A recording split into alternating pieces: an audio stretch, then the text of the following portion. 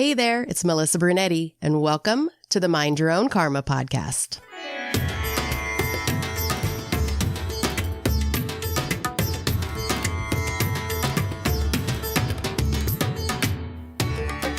Hey there, Karma crew. Thanks for joining me for this episode of Mind Your Own Karma, Beyond the Bandage.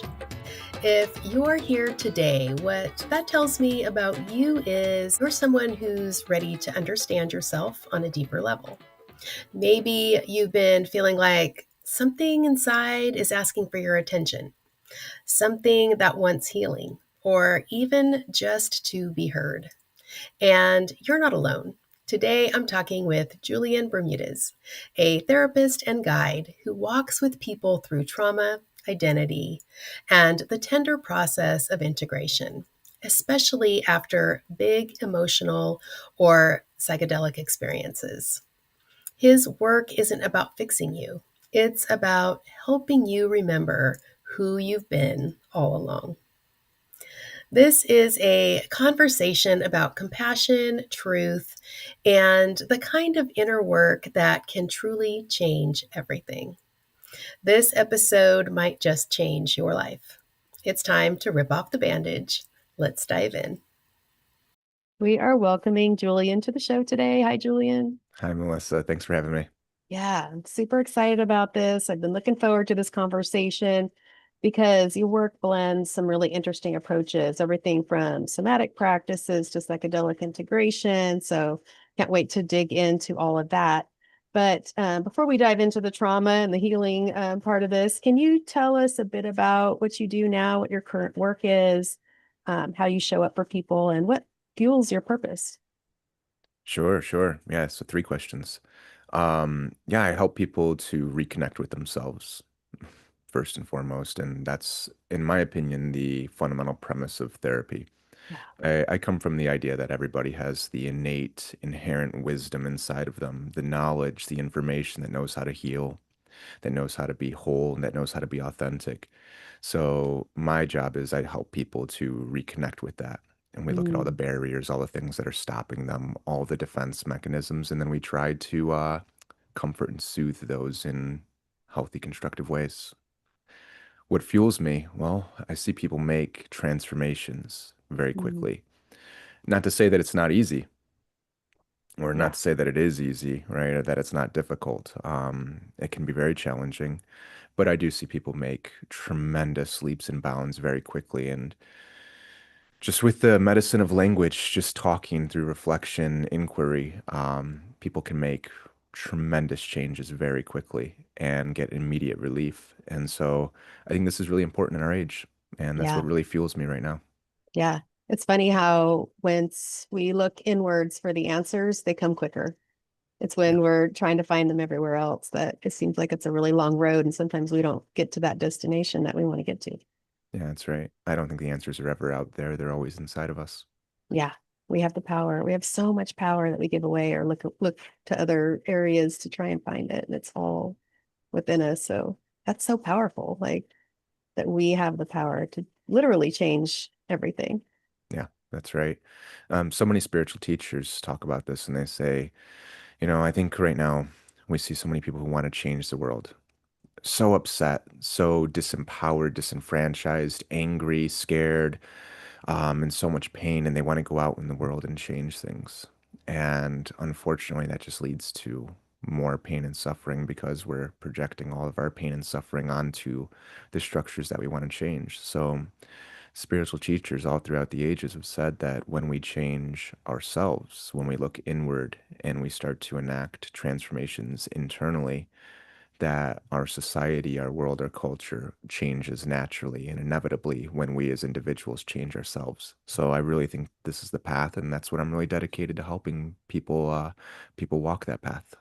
Awesome. Thank you. Thank you for doing that. Thank you for using your gifts and what you're interested in to help other people. Awesome. Your bio describes you as a guide who helps people move from suffering into self-trust, agency, and inner liberation. That's really compelling language that's not usually talked about or used in therapy bios.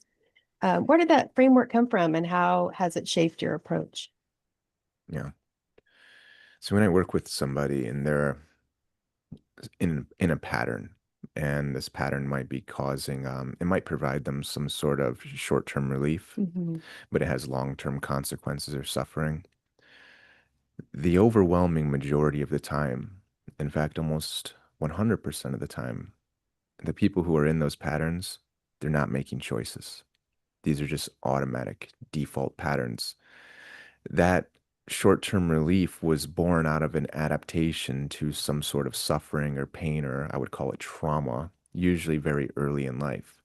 And so this adaptation just becomes the default, and we try to navigate any sort of situation in life through that adaptation unconsciously, Yeah. unaware of what's happening.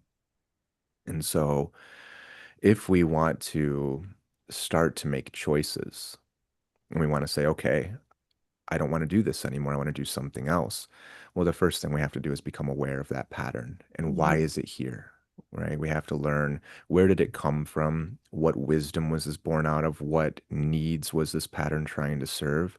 And how can I meet those needs in healthy, constructive ways? So the process here is I don't change or fix or get rid of anything for anybody.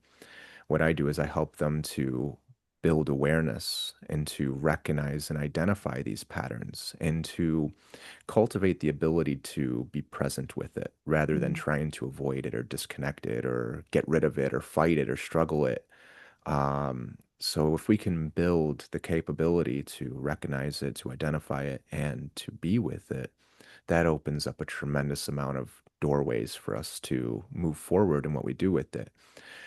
Only at that point, well, Carl Rogers, the famous psychologist, said it like this. He goes, the interesting paradox is that only when I accept myself fully, exactly as I am, do I have the ability to make changes. Hmm. So this is where we want to get to, is where we can recognize, identify the patterns, understand why they're here, where they come from, and accept that they're here. And Hmm. then we can start to make choices. In this making choices, it's a skill. We got to cultivate it. We got to develop it over time, especially if we've been unconsciously, like you mentioned earlier, just going in these same patterns, giving our power away, unaware of it. Yeah. And if we can do that, if we can start to recognize these things and make choices about them, then we can do something new. And ultimately, we can liberate ourselves from those old patterns. So, Hmm. this is the pathway. This is what I help people to cultivate themselves. Again, I can only show them the door. I can help them to connect with it and help them to see it and do it. But each person that I work with that makes all these wonderful transformations, they do all that work themselves. Do you have a lot of tools in your bag that you can pull out to help people? How does like a first session with you look like? How do you do an intake to kind of figure out what people need in that moment? Hmm. Well, usually people will tell me right away. I mean, within seconds of talking to them, they might not be aware of what they're telling me, but the first couple sentences that they'll tell me, they'll give me so much information about what they're going through and what their relationship to themselves and to what they're carrying around is. And this just tells me so much of what they really are looking for. Again, they might not be aware of it, but they'll tell me exactly what's going on. What I do is I go straight for the core of it. I'm not your typical therapist. I'm not worried about booking my calendar. I'm not worried about getting people to come back. I'm not worried about using the language from the textbook of this school of thought. Don't get me wrong, I'm trained in multiple modes of therapy, but I don't find a lot of it to be useful. I do find some of Yeah. it to be useful, Hmm. but I don't do it that way. I go straight for the core of it. I'm not going to try and build this superficial relationship that most therapists want to build, this facade or artificial safety where you can feel comfortable talking to me about what's going on. Like I said, very frequently, almost at 100% of the time, they'll tell me exactly what's going Hmm. on and they'll give me so much information and I'll go straight for it. It can be rather intense for some people, but if my intention is pure and I'm really just trying to help this person and I'm as compassionate as possible, which is uh, somewhat unique for me because a lot of the suffering that these people are going through, I've gone through some shades of it myself. Hmm. So they can usually see a reflection of what they've gone through inside of me. And this helps us to build trust, is just really being with them, understanding, listening very carefully, and reflecting. And if I can do all of those things, I can go straight for it and I can help them to see these patterns. If I can ask the right questions and help them to connect with it and to identify it, probably the most difficult part here is to recognize the defense mechanisms Yeah. because there's pain under here. Hmm. And when there's pain, usually we want to do something about that.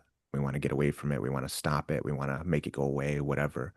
And so, so many various defense mechanisms come in. And if I can see those and then help them see them and see the point of them, then that just empowers the people I'm working with so much to start to make choices. In my somatic work with my clients, I feel like a lot of times if something is on the surface and coming up, that they're ready to deal with it. Um, but they also always have the choice if they want to or not, because it is a Mhm. scary process, like you said, and it can be quite intense. Do you kind of find that with your clients that if something's coming up, it's ready for them to look at? Yeah, I mean, there's an A.H. Moss quote where he says that all the difficulties, the hardships, the trials, the pains in your life, that they're here for a reason. They're yours. They're uniquely yours. It's a part of you that is going to make you suffer greatly if you don't look at it. Mm, And it's going to keep bringing this same pattern back around to get you to engage with it because this part of you that's doing it, it loves you so much. It wants you to engage with this pain. It wants you to yeah. heal it and to change it. And this is all that it does. This is this part of you's purpose. So when people are going through pain, hardship, these patterns of suffering, each time that it's coming around, it's usually cyclical or it's a pattern and we keep finding ourselves back in those same situations. It's there for a reason. Yeah. And whether we have the capability to sit with it, to engage with it, to relate with it, to connect, to attune to it, and to participate in it, and then to do something with it, like nurture it, comfort it, soothe it. That's the difference right there. So most people are ready, almost always Hmm. wanting to do it. It's just, do they have the right amount of resources, the right skills and tools, the right support to go into those places? And that's usually where I come in. Yeah. So true. All of that is just so true. You offer microdosing coaching alongside somatic integration and couples work. How does microdosing fit into the bigger picture of what you do, and what has surprised you most about blending the spiritual and the practical together? Hmm. Yeah, the microdosing's a very powerful tool here. Um, when we have these psychedelic experiences, I mean, by definition, psychedelic is a deep connection to yourself. Mm, Psyche and delic, psyche, the human spirit, all the immaterial, deep aspects of who we are. And then delic emerging, manifesting, arising. So here we have this incredible, deep connection to ourselves where all of this wisdom inside of us is coming up and we have access to it. So when we combine psychedelic experiences, which my therapy by definition is designed to induce psychedelic experiences to have this deep connection, because we can get to it through so many means. mhm, But when we combine and induce psychedelic experience through like microdosing, for instance, one, it helps us to bring things to our awareness so much faster and much deeper usually than just internal reflection. Because if I'm reflecting on myself, and even with me working with somebody and I'm showing them and helping them see these dynamics, understanding it conceptually is one thing, but then this microdosing really allows you to deeply experience it, mm, maybe even see it from a different perspective.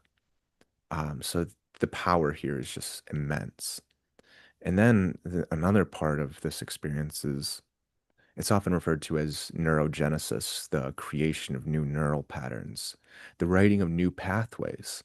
So, if we can really start to get a practice down of really connecting with ourselves and building a relationship with these patterns, recognizing, identifying them, and starting to make choices, combining something like a microdose helps us to write the new patterns much faster, much quicker. I don't want to say easier. You're still going to put in the effort. Nothing's going to do mhm. it for you. But this is an incredible tool that will help you do it um, very quickly. So combining those two things, we can really get that conditioned way of thinking, that default way of looking at a pattern, looking at ourselves or what's happening, that default lens that we look at everything through. We can soften that and just get that out of the way just a little bit.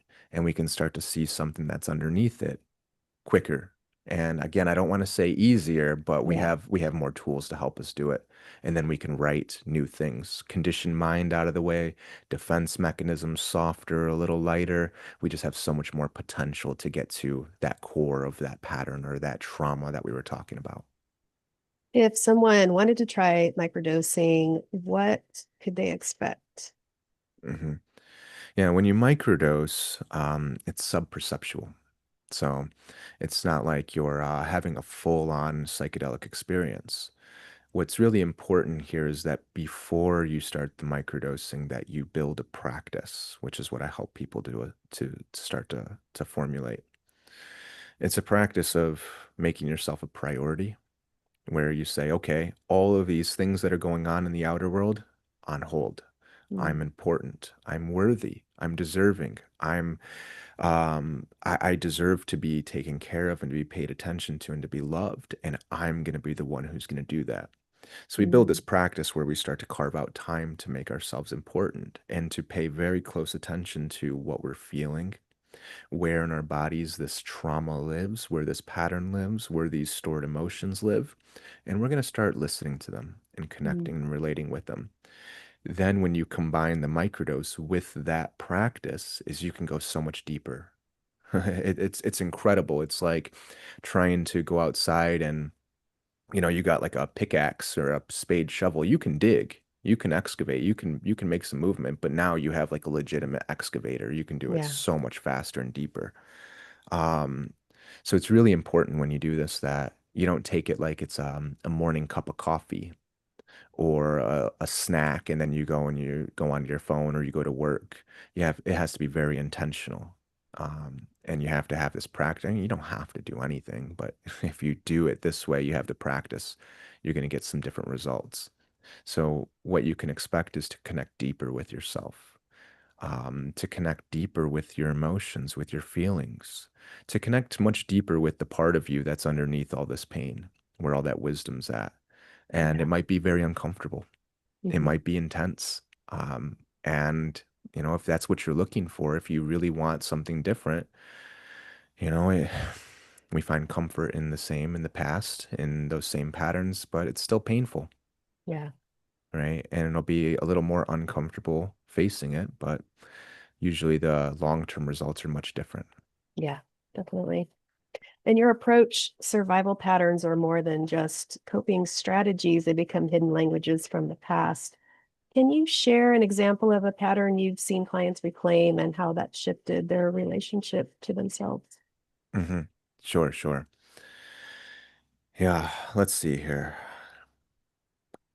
And the most common one, I just did a live session on Friday, so 2 days ago, and this is what somebody was working through, and the video's published of us talking about this, so anybody can see it. Usually, I won't talk about what my clients go through, and I'll talk about myself, but this one was right there, and it's fresh for me. So this person has tremendous childhood trauma, and the defense mechanism is if you can't make the pain, the trauma stop, and you can't set boundaries with it and you can't go away physically, like as a child, you can't run away from this, you Hmm. can't go pack up and leave. Well, then the defense mechanism kicks in and we go away mentally. Yeah. So we check out. And I think almost everybody's got this. That's why I'm talking about it. I've got it myself tremendously. It's very powerful.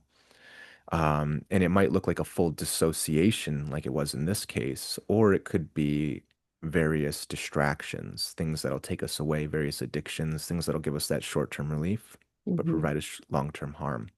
Yeah. And so, what we can start to do is start to see this survival pattern that was born out of a time where we were going through incredible pain and we didn't have the resources to navigate it. We were all alone with it. We had nobody there to help us go through it. So we went away mentally. we can start to recognize this pattern, this busy mind, the chatter, the thing that's always going, saying, I got to do the next thing. I've got to be busy. I got to do the task. I got to go buy this thing. I got to go to this place. I got to do all these things. I got to go get the job. I got to go be important. I got to get the status and the respect and the wealth and all the possessions and all the things, right? That right there. I think a lot of people know what I'm talking about. This intense mind. Yeah. That's the survival mechanism. And so what we can do is we can start to see that and say, "Oh, hi there, my old friend, my trusted, loyal sidekick who's always been with me and is trying to help me. Let's relax a little bit, buddy. In fact, I'm Mhm. the adult now. Why don't you go ahead and take a breather and let Yeah. me handle this?" And then that mind's like, "But there's so much pain. I don't know what to do." You can just take it easy, buddy. Just relax. Let me handle this. And then usually, again, there's so much pain and discomfort underneath this. We as the adults can go into that and start to soften it a little bit and build a relationship with it and show this busy mind, this defense mechanism, that this way of adapting to it, it's not so necessary anymore. That doesn't mean that this part's going to be irrelevant or obsolete. Rather, we just try to take care of ourselves. It's a part of us, and we're going to try and take Mhm. care of ourselves in that sense. Yeah. Wow. Yeah, a lot of that is kind of rooted in what I do in my somatic therapy as well. Getting to know the parts and just having dialogue and finding out what they want, what they need, and Yeah, kind of integrating it back to some peace and wholeness out of the chaos. precisely. Because Yeah. all of this lives in the body. Hmm. Yeah, and that's one of the first practices that I do here is we try to figure out where in the body this is stored. Where do you feel it? How often do you feel it? How long have you been feeling it? When did this Yeah. first develop? And it gives us so much information. Yeah. And there's so many very specific places like the gut, the knots, the constriction, the falling, fleeting feeling, or the fluttering in the chest, the weight, the constriction, the heat, the choking, dry sensation Mm, in the throat. I can't speak. It's something's yeah. being stifled, the clenching in the jaw, the tension in the muscles. There's so much wisdom in the body. And, for the most part, a lot of us, our earliest trauma, it usually happens pre-verbal, before we Hmm. have developed a language to even describe this, the Yeah. concepts and the thoughts. So we feel it emotionally, physically. And so reconnecting with that is crucial. And again, it gives us so much information. It tells us Yeah. exactly what we went through and what this needs. We get so much out of it by turning into it, which is paradoxical and contrary to what we usually do with it, which is try to get away from that pain. Yeah. And that's really why I got into doing what I do because I worked with adoptees for a long time and there's adoption trauma there, the separation of, the birth Hmm. mother right away. Our only security that we know, and we're in survival mode from the moment that we're born. Right. And this is just becoming like a topic that's people are talking about finally. Hmm. And so I was like, I have to figure out a way to help. And it seems like with, I don't know if it's all adoption trauma, but I mean, they're all childhood trauma, but I know with adoption trauma, it seems like these types of modalities and psychedelics is a big deal in the adoptee community for trauma healing, but these kind of out of the box and unique healing modalities work so much better than traditional therapies. It's just not working for that type of pre-verbal trauma. Yeah. So, yeah, like you said, you're checking into the body. And, when did we learn to check out? Like, how did that even happen? I mean, Yeah. indigenous cultures and, ancient cultures, that's what they did. And they knew that that was how to heal. And then somehow we just got super sidetracked. Um, and we just learned how to check out to just keep going. Yeah. Yeah. Yeah. I mean, it's highly encouraged. It's rewarded in our society today. Um, with adoptees, for instance, if from the moment they're born, they're in survival mode, I would actually push and say, that's not the moment there. That while they were developing Hmm. in utero, the stress that the mother was under that was leading to the need for adoption, that's Yeah. flowing into the baby as well. And that's Yes. what that's what they're developing in relationship to. You Yeah. can't separate what the mother's going through from what the child's going through. And Yeah. so this baby was quite literally forged in the flames of stress and trauma. And And I this mother, actually experienced that in my own somatic session where I went yeah, back into the womb and I could feel all those stress hormones, hmm going through me, which also gave me great compassion for her and what she went through, um, the trauma that she went through, and all the decisions that she had to make. It really changed my perspective on that whole dynamic, going from, extreme anger for what she did to so much compassion because I was there. I felt it. Yeah. well, first of all, congratulations. That's a very big moment to have right there. Yeah, it is. Because there's a big difference between anger and blame. Yeah. And if we're stuck in blame, it's not conducive to any of the outcomes that we're looking for the exact reason that you just identified, which is the pain that you carry, it's inside your mother as well. Yeah. All the things that happened to you were done by somebody who learned it from somewhere else. hmm So here we're really tapping into and starting to understand the intergenerational lineage of this trauma. And it's not that it was given to you intentionally. Yeah. Our parents do the best they can, and they're so in so much pain themselves. hmm So Yep. yeah, Yeah. that's a big healing moment that you had there, Do where you have your clients ever go back to the womb? a lot of the times, yeah, Yeah. yeah, Yeah. I think it does. A lot of it starts there. A lot of it does. Don't yeah, even realize.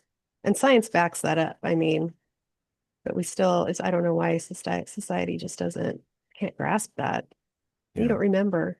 Yeah, but we do. Our hmm body remembers. yeah. Yes, That's right. definitely does.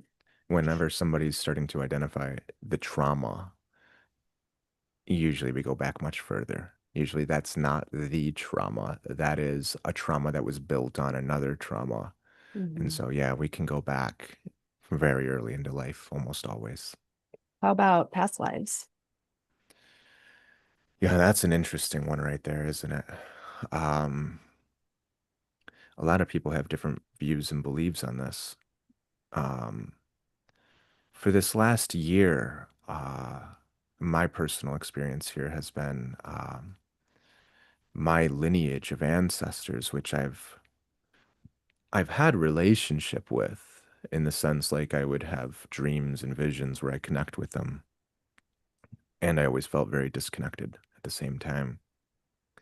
But I started finding myself going through patterns, very specific patterns, such as being ethnically persecuted and having systems like government systems, authority systems, legal systems being used as weapons to come after me Mm, because of my ethnicity. oh, And that was an intergenerational pattern from my ancestors. So whether that was my past life or not, I don't think is that exactly important. But what happened here was the people who came before me, the lives, the patterns that came before me, they all dealt with something very similar. And it came to me with an opportunity to engage with it and to work with it in a different way. In the history of my culture, what they believe is that when we do this healing work here and we address that pattern that they carried, that exact same pain, that we are directly engaging with them and that we are healing mm, their wounds as well. hmm I'm really toying around with this right now and trying to understand this much deeper. Um, there's a lot of variables that I that are at play here that I don't fully understand just yet. But there is a major interaction that's happening there. And when Yeah. I read my predecessors' works and they're talking about this, they talk about these interactions quite a bit too. So, you know, can I prove it? Can I convince somebody of it? I don't know if that's really the point here. Yeah.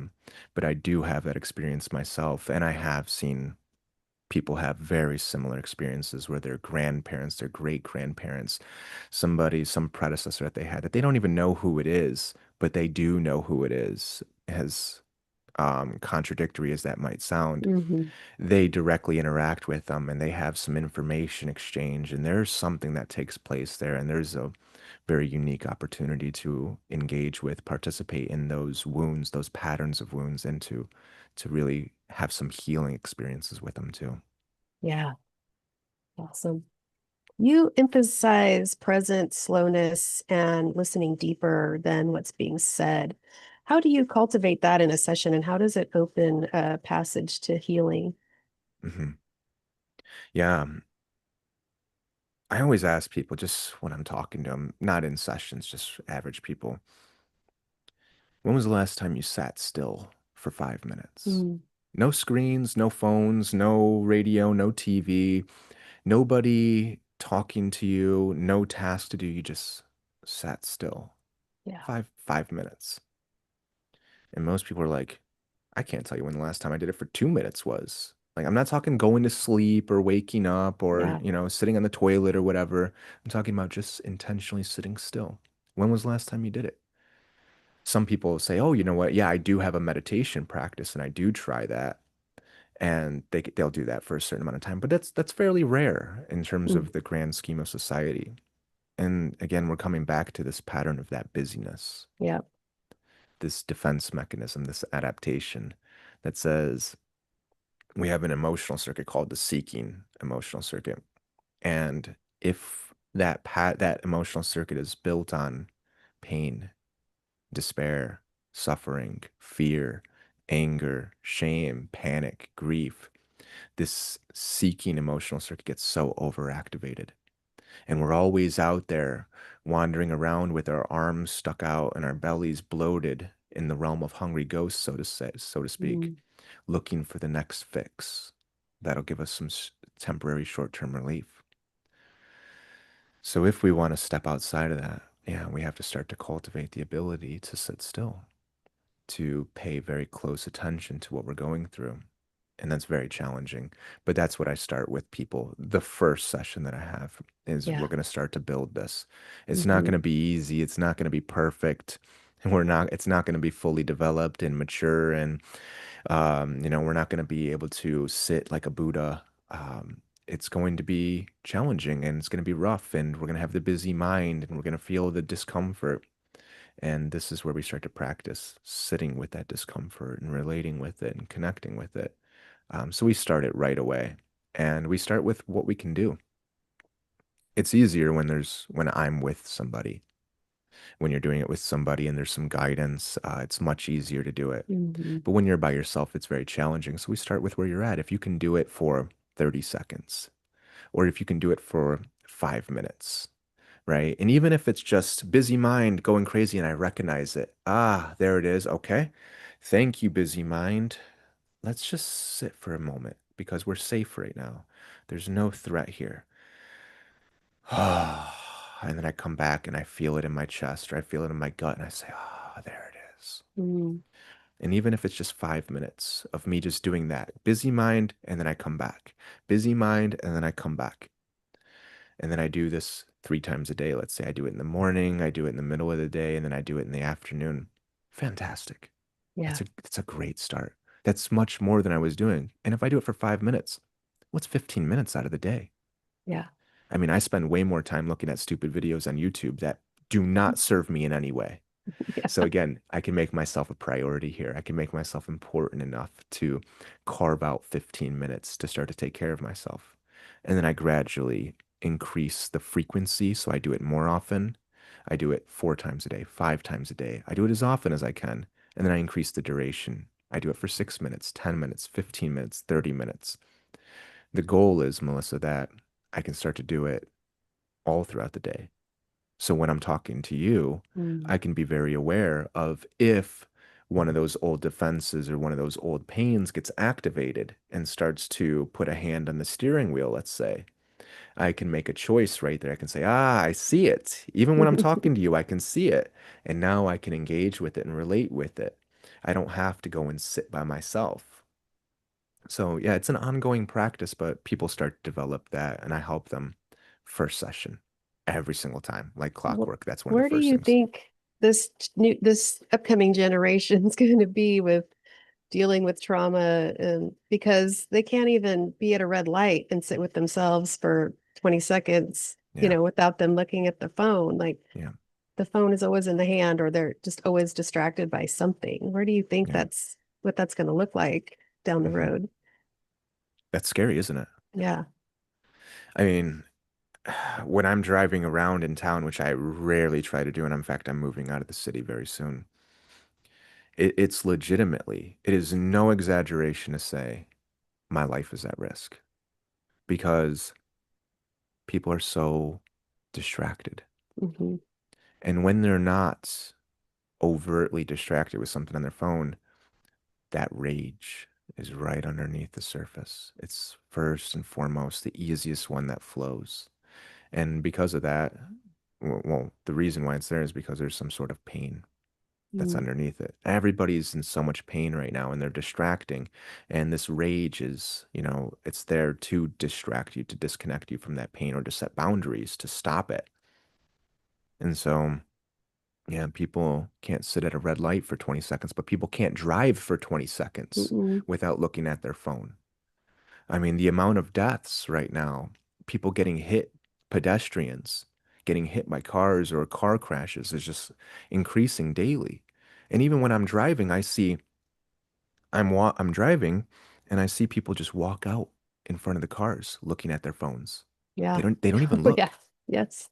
And then you got people who are on very hard substances that are disconnecting and distracting them from that pain as well. And they're in a completely different world at this point. So next generation, on the one hand, it's terrifying. Um, we in our generation, the next generations, everybody here, we've got our tasks cut out for us. Mm. And this is nothing new. The world is unchanged. It's exactly the same. It's just, it's getting more intense because these patterns need to be addressed. Yeah. So on the one hand, yes, it's scary, it's terrifying because I see so many people checking out, Hmm. so many people disconnected. It's like being in the Matrix and so many people are asleep and they will fight to defend being asleep, to defend that system that's keeping them asleep, unconscious of it, unknowing of it, unaware. On the other hand, I'm seeing even young people. I got one right across the street from me, 11 years old, and she'll talk to you like a full-grown adult. Wow. Um, she has been nurtured and has had incredible parenting, very intentional parenting. She is very aware, very self-conscious, very secure. That's out there too. And there's a Mm. lot of people like you and like me who are very much trying to create these little pockets of safety where people can come to reconnect with themselves. So yeah, we got our work cut out for us. The next Yeah. generations does too. There's hope. There's wonderful things that are happening, and there's a definite pull to the other side. Yeah. Um, things are dark, and if you ask me, things are getting darker. Yeah. And those are the patterns, those are the cycles. We see them every day. There's darkness, there's light. We see seasons, there's poles, there's a precision of the equinox. We go into patterns of sleeping, we go into patterns of waking up. This is nothing new. This is nothing out of the ordinary. And we can navigate it and we can create these pockets of safety where we can preserve the human experience, the human spirit for people to come and reconnect with that. And I think that's really important. Yeah. I do ultrasound part-time. I've been doing it for 35 years, and I make my patients put their phone down and turn it on silent. And the younger generation looks at me like I just cut the umbilical cord to their Yeah. mother, you know. Yeah. And some people actually lay there for the 30 minutes and they're like, oh my gosh, that was so nice, like Yeah. peaceful. And then there's the ones that are just like can't sit still and are wiggling around and like they just cannot unless even just holding it in their hand is like Yeah. a soothing blanket for them. Absolutely. And you ask them to put it down and they just cannot handle the chaos I hear you. that's going on. It's inside me too. When I sit still and I notice that pain gets activated in me. Oh, there it is. And then my mind kicks in and oh, there's something I Mm. got to do. And then, oh, it just floats right over to my face. And if I'm not Yep. very aware of it and I don't make a conscious choice not to do that, I'll get in it and then, okay, I've been looking at nonsense, or I open up my screen and I say, there's nothing for me to do here. Right. I talked about that 11-year-old across the street, but I just met a 5-year-old not too long ago. And she comes into my house with her parents, and her parents don't introduce her. Mm. They don't even acknowledge that she's here. They didn't even tell us that she was coming. We didn't even know that she existed. And we've known these people for some time, Well, and it's their kid. And they just kind of direct her into the corner and sit her down in a chair, and she's got an iPad, and she just starts looking at it. And so I go and I kneel down and I start talking to her, and the parents immediately interject and they try to take me away from her. She's low verbal. She doesn't talk. She's autistic. She's got this. She's got that. No, what she has is nobody's interacting with her. Nobody's talking to her. Nobody's engaging with her.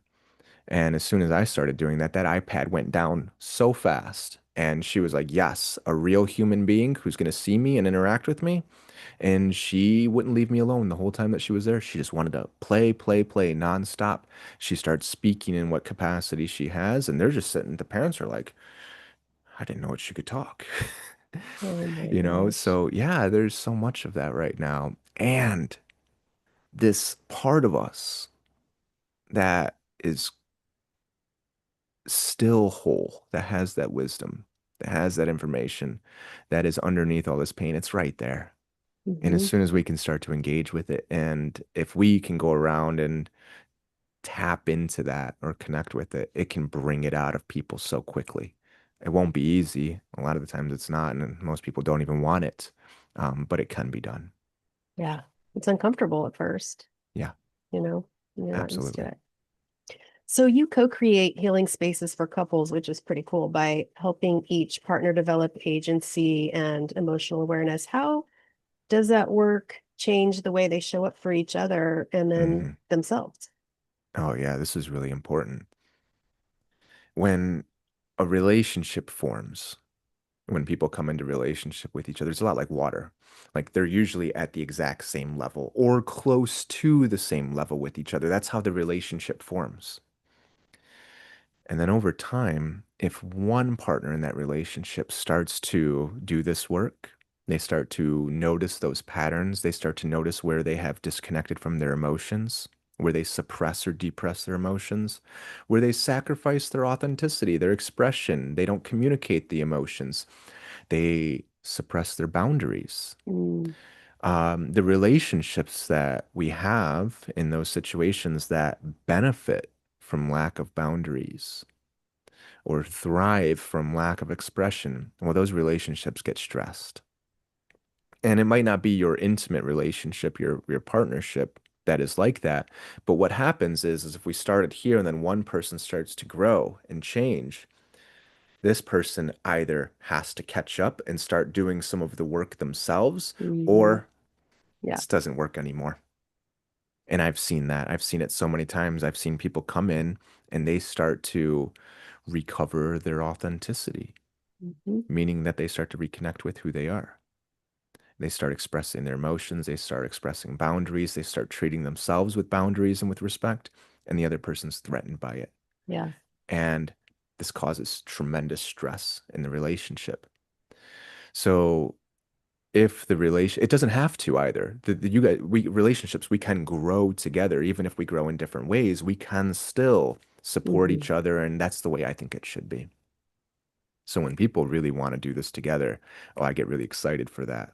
Um, I really like to support that. So when one person starts to look at their patterns, then they can stop blaming the other person or making the other person responsible for their emotional experience. Yeah. This is really important. For instance, when my partner does something, we went to the grocery store the other day. We had next to no food in the house.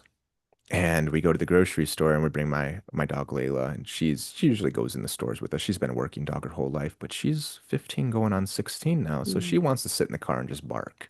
Mhm. And so I'm going to stay in the car with her, and my partner goes in the store, and she comes back 30 minutes later, and she's got the bags, and so we go home. And it's late, like that was the last window to go to the store. And we get home, and it turns out she didn't actually buy any groceries. She bought butter, she bought carrots, and she bought what was the third? Oh, pepperoni, a little pack of pepperoni. And it was like it was weird kind of pepperoni. So I'm like, we don't have any food in the house. It's late and I'm hungry. And this activated so much pain inside of me.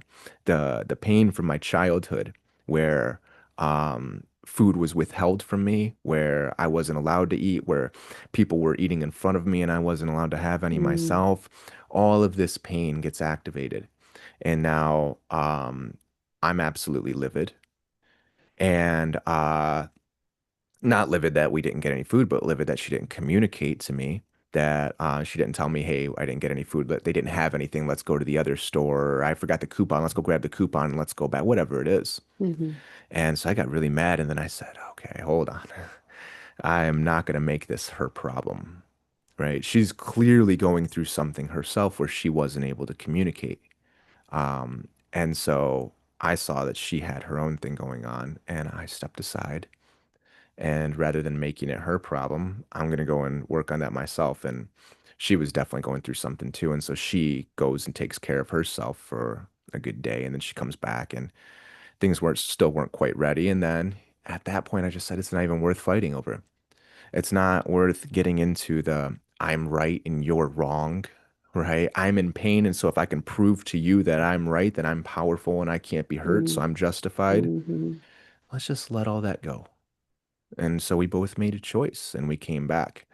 So, we can start to take accountability for our own patterns here.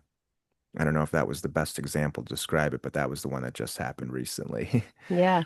And we When start you to work with couples, do you work with them together or separate? Oh, yeah. First, we start off separately because so the relationship is one person here and two people here. And then we come together and it makes this third person, this third relationship. So if we want to change everything that's happening here, we have to address what one Mm. person's bringing in. And then we have to address what the other person's bringing in too. So I always start separately. And almost every time, as soon as they start to recognize their own patterns and they start to say, just like I saw in there, okay, this is pain from the past that I'm projecting onto my partner. Let's not do that because then they're going to get activated and then round and round we go in this negative feedback loop. So yeah, we always start separately. And then each individual starts to take accountability, responsibility for their own patterns. And inevitably, that whole of a relationship immediately starts to Yeah. change so Yeah. quickly. And then, if it's needed, most of the times it's not, to be honest. But when we do it, we come back together as the group. And maybe there's something that one person's trying to communicate to the other, and maybe it can't be received. There's a defense mechanism here.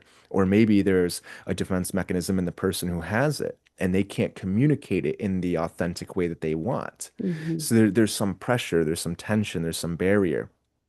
Then we come together. And what I do is I help facilitate the conversation and I help to facilitate understanding of what the other person's doing. And I help to bring awareness to patterns when they get activated because I'm not in it. I can see it Yeah. so clearly when I'm not there, when I'm not a Yeah. part of it. Mhm. And if I can help them to see these and understand them, then they can just run on their own. It's like they're riding the bike. They don't need training wheels. I'm not even holding the seat anymore. They're going around and around and around, and the relationship changes so quickly in that sense. Yeah. That makes a lot of sense. For someone who's deeply stuck in evaluation mode, constantly analyzing and, Yeah, oh yeah. you know, performing, optimizing, how do you guide them into just simply being? That's hard to do. Oh yeah, it is, isn't it? Yeah, I mean, okay, so when we start to look at this, we start to recognize and notice this evaluation. A good question that I like to ask is, where'd you learn that from? Mm, You're evaluating, you're judging, you're criticizing, you're punishing yourself. There's this really harsh, negative self-talk. We treat ourselves in such harshness, and it's so common, and I do mm, it to myself. So I can really see it when other people are doing it too. Where'd you learn that from? Where in your life were you treated this way, where you learned that this is the way to treat yourself? Most of the times, this goes back to our earliest relationships with our parents. And mhm. so, in a sense, here, we can mistake the evaluation, the judgment, the criticism, the punishment, the harshness. We can mistake all that for connection, compassion. Because if our parents did that to us and that's Right. what our relationship looks like, well, that's what connection looks like. And that's what I seek out later. So not only do I do it to myself, but I do it to others. And I look for others who are going to do it to me because that's what connection looks like. So, okay. So I learned this very early in my life. How did that make me feel? How did I feel when I was being judged, evaluated, criticized, punished? Well, I can't ever t say anybody has ever said, "Oh, it felt great. I Yeah. loved it. It was incredible. I was so whole." And so all those emotions are underneath this Mm, pattern of judging and evaluating and criticizing. And when I treat myself that way, I'm creating that exact same pattern. So, in yeah. other words, I'm treating myself the exact same way that the people treated me when this pattern originated. So then I ask, well, when this was originating, when this your parents or caregivers, whoever it was treating you this way, what were the things that you really needed? And the answers are almost always the same. And so then what we can do now is we can say, okay, this pattern's here. It's a mistake. It's a misunderstanding. I'm trying to give myself connection, compassion, but I'm accidentally giving myself harshness. Can I make a choice in that moment to be kind to myself and to be Mm, gentle? And can I give myself all those things that I needed that I didn't get? In other words, can I be the parents that I didn't have?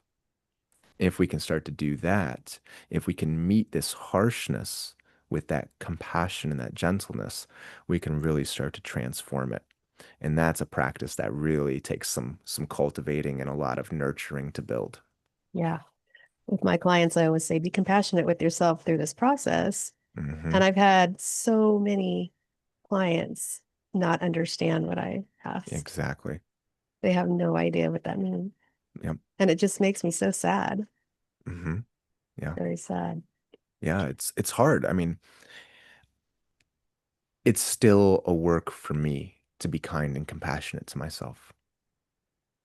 I mean, I just like in the last month uncovered a new area, became more aware of an area where I'm being evaluating and harsh and judgmental to myself. And I saw, it was like, it was so clear. It was like, oh yeah, it's this part of me right here. This is just another way of doing it. And I was just, it was elusive. It's like looking at a puzzle. You're putting together a 10,000 piece puzzle, but you're looking at it this close. Yeah. You don't see the parts. Hmm. And again, if compassion looked like abuse, if it looked like that harshness, most people don't even know what that looks like to be kind and gentle to yourself. And the really good news is a psychedelic experience can really show you what that looks like. It did it Mm, for me. wow. When I was working with a very powerful psychedelic deep in the jungle with some indigenous cultures, for the very first time, I really knew what it felt like to be held by a loving, caring mother, to where I have no Mm, memory of my mom ever holding me or hugging me or really ever even talking to me. So I have no conscious memory. I never knew what that felt like. But for the first time, I got it. And I said, oh my gosh, this is what it's like. wow. And now I know how to get back to that. Mm, I know I can build the ability to get back to that. And that's what I do. So for people who have never felt it before, it's there. It's underneath the surface. We just have to recover it. But a lot of the times we're looking for something that we've been blind to. It's like seeing a color that you're colorblind to. You can find it. You can use the skills and tools to and the technologies to get to it. It's there, but it can be very challenging. It's so sad too that so many people don't know what that's like, but it's the world we live in right now. Yeah. We don't talk enough about what healing isn't. Hmm. Where does traditional therapy miss, in your opinion, and how do your practices offer something different? Mm. I mean, we could do a whole podcast just talking about this right here. I mean, when I got all my college degrees and, my bachelor's and my master's degrees and all my certifications, I spent a lot of time working in the healthcare system and I really wanted to go in there and do some work there. And that was when I realized, like, wow, this whole system, it is designed in lots of ways not to help people. It's a for-profit system. That's the bottom line. Always the Mhm. bottom line. It's not Definitely. healing. Yes. It is not healing. It is not your well-being. It is profit. Hmm. Um, there was a martial arts fighter that I used to follow, and he was, fairly well known in the community. And he had all these infections. Then he got pneumonia, and he needed a double lung transplant, or he Wow. was going to die. And the insurance company in the hospital said, "We're not covering it. You are destined to die. Too bad. You have health insurance. They have the resources, everything that you need, but you don't have access to it. Sorry." That's the system. Yeah. On the other hand, people who are dying, they'll be kept and they can be kept alive. It's not like they need a big transplant or anything like that. They can be kept on, life support, incubation, ventilation, all this stuff. Oh, they'll be kept alive. I'll go on all day about this. The things that we're really missing here is the bottom line is not your well-being. It's not your Yeah. health. It's not the outcome. It's usually profit. The thing that I usually focus on here that I see so much in healthcare is that the caregivers, the healers that are there, the doctors, the therapists, they're deeply wounded themselves. And they never once were taught any of the skills or the resources to reconnect with themselves. Hmm.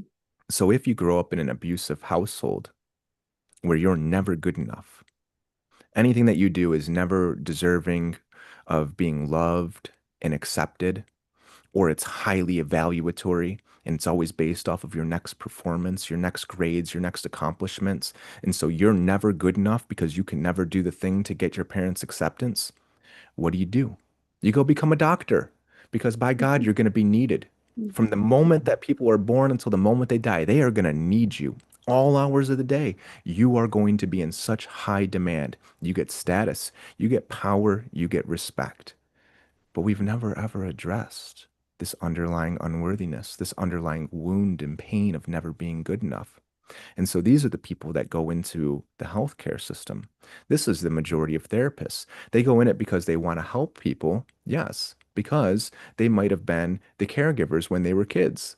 Yeah. And their acceptance and their well-being and their safety was dependent on whether they could take care of their parents' emotional needs or their siblings or whoever it was. They were put in those caregiver roles from a very early age. So the act of caring for people, it's not rooted in a healing practice. And so just like when I was talking earlier, how we keep these negative feedback loops going, we treat ourselves with the evaluation and the harshness because that's how we were treated and it leaves us feeling a certain way. And so we keep evaluating and treating ourselves that way. And round we go. Yeah, these systems, the people who are in them, they're stuck in these same patterns. The vast majority of the doctors, the vast majority of the therapists, they're not doing this work themselves. They're not Yeah. looking at themselves. They're not looking at their pain and suffering. They're not building these capacities. And a lot of doctors are my friends because I've made connections while working there. Some of my best friends that I talk to the most are doctors and therapists and nurses. And these are some of the most wounded, hurt people that I see out there. Yeah. And they're completely disconnected from it. Hmm. Yeah.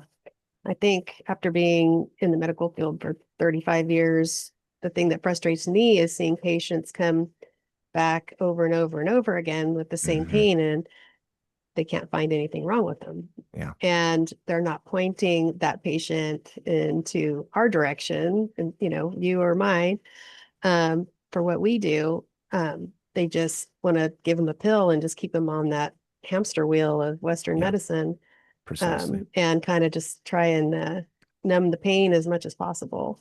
And that's what's Precisely. frustrating for me to see Hmm. every day. The same Yeah. patient spending time, money, thinking that this doctor's helping them. Hmm. It's really, really not. They're not. Yeah. It's almost like the curriculum in medical school was written by the pharmaceutical companies. Yeah. Yeah.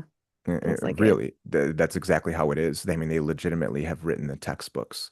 I worked in research and they always want to please the funders, usually the pharmaceutical companies.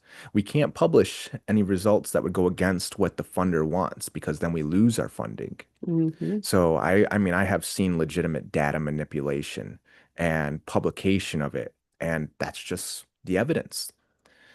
And yeah, in our medical system, prescriptions are the first line of treatment and the last line of treatment. The first thing that they want to do is give you some pills, Yeah. and that's it. So if somebody comes in, hey, I'm super depressed, I want to kill myself, I can't function, whatever it is, here's some pills. Hmm. And that can be really useful. I'm not saying that's a bad thing, right? If somebody is unstable and it's very intense Yeah. and it's threatening and they can't focus or be present with anything, that could be so useful. But you or I got to come in there and we got to help them build the skills and the tools to address that pain that's underneath that. And then we have to taper off of those medications. So they need to be used in a shorter term. Yeah. But right now, yeah, they're prescribed too quick, too easily, and for too long amount of For time. too And long. Yeah. that's the only thing that's really available is you can get medications or you can get a surgery. That's it, pretty much. Yeah. Yeah. True. In your view, what role does joy play in healing, especially for people who've been in survival mode for a Hmm. long time and joy can feel unsafe? Yeah, it can feel unsafe. And just like you mentioned, I don't know what compassion looks like. Most people don't know what that looks like. Hmm. Because when we adapt to the trauma and we learn to suppress our emotions and our expression, because we were told as kids, well, if you're going to be angry, I'll give you something to be angry about. Or if you're going to get angry, be angry, you're going to get a timeout. Meaning we're going to disconnect from you. We're going to threaten you with the thing that's most important to you. And then only when you suppress that emotion and you regulate and you come back and you're acceptable to us, then you can get the connection. So we suppress our emotions. And when you suppress one emotion like anger, this isn't like a buffet where you go up and you say, I'll have some joy and you can keep the anger and definitely keep that sadness and fear. I don't want anything to do with it. No, it doesn't work like that. When you suppress one emotion, you suppress all emotions. And just like I was talking about those emotional circuits earlier, I was talking about the seeking one. There's another one that's called the play emotional circuit. And this is so common. We see it in humans, we see it in animals, you can see it in puppies, you can see it in kittens, you see it in squirrels, you see it in monkeys, you see it in dolphins, you see it in octopus for crying out loud. It's everywhere in this world, and it is essential for healthy development. It allows us to really interact with the world in a safe, joyful way. But again, when we have suppressed all of our emotions and we're adapting to trauma and pain, we're just focusing on survival. And this emotional circuit, the play, it's not even on the table for most of us as children. Most kids don't even know how to play right now, and it's so sad. Yeah. In the city, where can they play? What can they do? The cities are becoming inhospitable, unlivable. They can only be out on the streets. And I mean, like you walk around the streets over here, you go a block away from my house, and there's people passed out on the ground with a swarm of flies around them and needles everywhere. And we don't know if they're alive or dead. Yeah. And I mean, you don't know what mental state people are in. And there's people getting hit by cars, and there's people in your bushes, and nobody's even leaving the house anymore because of how scary it is out there. Hmm. So most people aren't even able to go and play, and we're just constantly interacting with the fear and the anger and all this terrifying danger that's out there. And so, yeah, it's terrible of what's happening.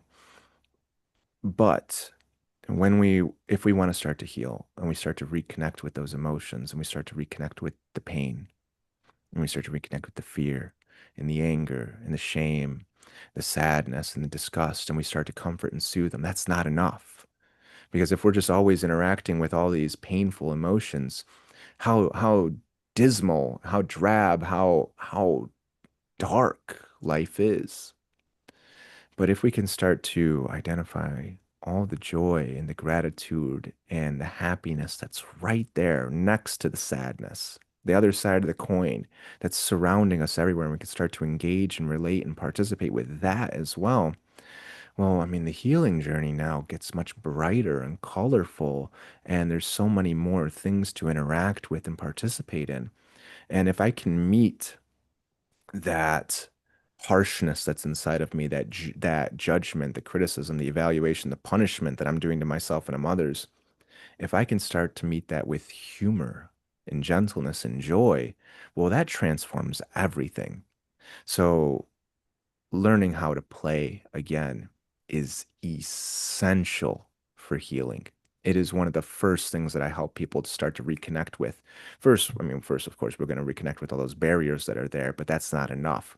If our fear and anger is all the way up here and we start to bring it down and the joy and the play is all the way down here, we need to start to balance these out and start to bring these up here.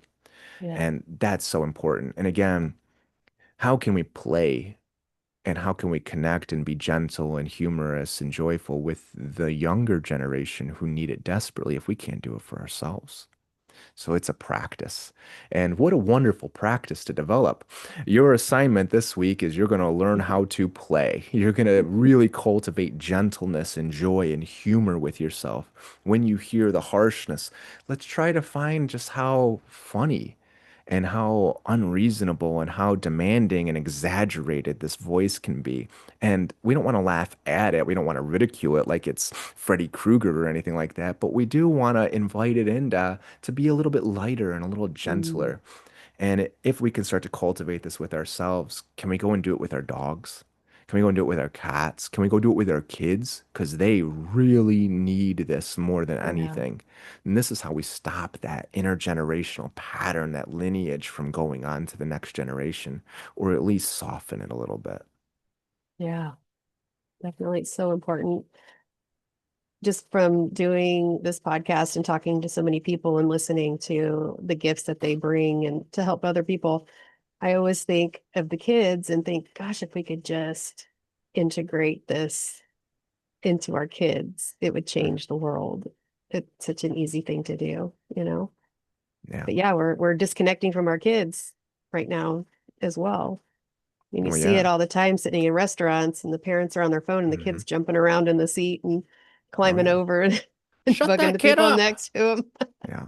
And they're just oblivious. They're Yeah. not even interacting at all. Well, if we're disconnected from ourselves, I mean, by definition, we're going to disconnect from other people. If we can't be present with our own experiences, if we can't Yeah. be present with our own pain or our own anger, what are we going to do when our kids are in pain or in anger? And we're going to send them to a timeout and we're going to tell them, suppress that because I can't be with it. So Yeah. if you want to be with your kids, if you want to be with your partner, if you want to be with your dog, if you want to be with anybody else, you got to learn to be with yourself. Yeah. Totally. If someone out there is interested in what you do, what kind of person tends to thrive in the style of work that you do? Yeah. Somebody who really wants to make changes in their life. See, like I said earlier, I go straight for the core of these things. And it's not easy. Sometimes it is. I won't say it's not always Yeah. difficult. Sometimes people, there's just a confluence of the right things, the right resources, the right timing, the right dedication, the right support. And then they throw me into the mix and stuff just happens. And it's incredible. And it's just pure alchemy and magic. And it's just beautiful. And man, it's one of those things like it's like watching the lily blooming at the beginning of the day right away. First bloom and it's just opening. It's incredible. That's not always the case though. But if people are dedicated, they're hearing the call, right? There's a knocking on the door. This pattern, this cycle, whatever it is, keeps coming around, and they say, you know what? I want to do something different. I'm ready. I've done this for long enough. I got to that point. I said, that's enough. I'm doing Yeah. something different. I'm going to figure this out. And Hmm. once you get to that point where you hear the knocking on the door and it's your life or the universe or this part of you that wants you to heal and you answer the call and you open that door and you take a step out, that's when things really work. If you're not ready for that, if you're more comfortable in the addiction, and you're staring at the phone and you're finding the comfort there and you're staying asleep, there's nothing I can do, right? There has to be a willingness on the other side, a dedication, a conviction, a Yeah. strong desire to want to do this. And the stronger that dedication is, the better. But as long as it's there and you're willing to go into the discomfort, see, the addiction, it always provides a short-term relief, long-term harm.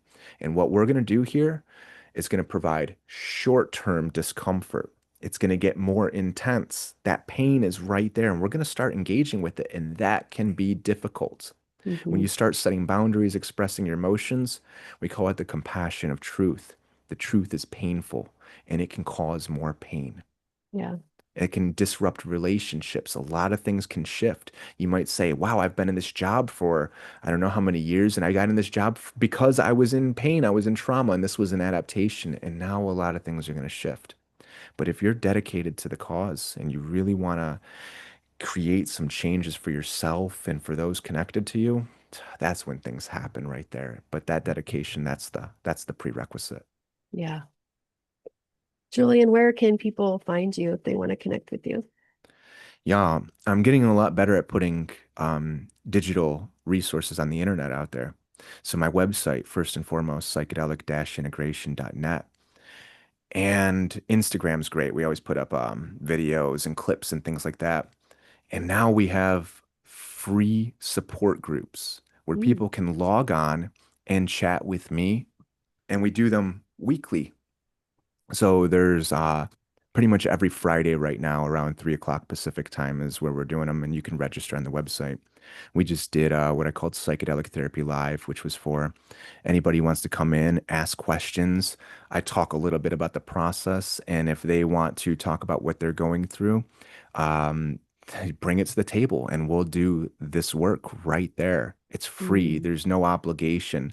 And people were logging on and having those conversations, and you can watch those clips online if you want. So there's lots of ways. We have 3 support groups going on, and I'm going to open up a fourth one here this week. All of them are free. They're all available for people to participate in. If you don't want to do a support group, if you're shy, you don't want to get on camera in front of people, these things do go live. A lot of the times we live stream them. Some of the times we don't. We have ones that are private, but the people who are in the group will see you. If you want to talk personally, I do free consultations, 30 minutes, no obligations whatsoever. You just sign up and chat. And if you want to move forward, we do the first session, which is either a screening session or a first therapy session. It's either an hour and a half or 2 hours. And if for whatever reason you decide it's not for you, there's no charge. I don't charge you if you don't like what we're doing or you're not ready for it or it wasn't quite what you were looking for or just for whatever reason. Mm. Sometimes there's just not a match here, and that's Yeah. okay. It's not your fault. It's not my fault. I'm sure I could do things differently, but sometimes we just don't sync up. Yeah. I can help you out with recommendations or referrals, but there's no charge for that. So very low barriers to get involved and to get started. And the website has all that information. Great. And all of those links will be in the show notes. Thank you so much for coming on and having this meaningful talk today. I'm grateful for the way that you show up and the work that you offer. So I just want to thank you for that. And I know the Karma crew here will enjoy this listen and it could possibly change their lives. But thanks so much for coming on. Melissa, thank you. Thank you for the kind words, and I'm really happy you're doing this too. Thank you. What an eye opening conversation with Julian Bermudez. I loved how he unpacked the ways our survival patterns aren't random. They're deeply rooted in experiences we may not even remember. And yet, when we slow down, get curious, and listen to what those patterns are trying to tell us, we can start moving from survival into something more alive and more whole. If you'd like to connect with Julian or explore more of his work, you'll find all the links you need right there in the show notes.